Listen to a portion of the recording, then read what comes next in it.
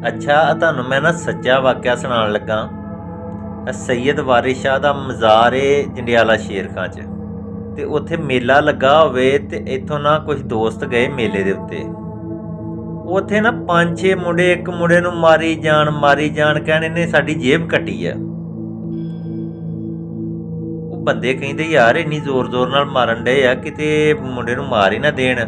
ਉਹ ਵਿਚਾਰੇ ਛਡਾਣ ਲੱਗ ਪਏ। ਉਹ ਜਿਵੇਂ ਛਡਾਣ ਉਹ ਹੋਰ ਜ਼ਿਆਦਾ ਮਾਰਨ, ਕੋਈ ਉੱਤੋਂ ਦੀ ਉਛਲ ਕੇ ਮਾਰਨ। ਉਹ ਬਹਰਹਾਲ ਉਹਨਾਂ ਛਡਾਇਆ ਜਿਵੇਂ ਛਡਾਇਆ ਉਹ ਸਾਰੇ ਨੱਸ ਭੱਜ ਗਏ, ਕੋਈ ਇੱਧਰ ਕੋਈ ਇੱਧਰ। ਉਹ ਕਹਿੰਦੇ ਯਾਰ ਕੀ ਹੋਇਆ, ਜੇਬ ਹੀ ਕੱਟ ਲਈ ਸੀਗੀ, ਐਵੇਂ ਮੁੰਡੇ ਨੂੰ ਇੰਨਾ ਮਾਰਿਆ।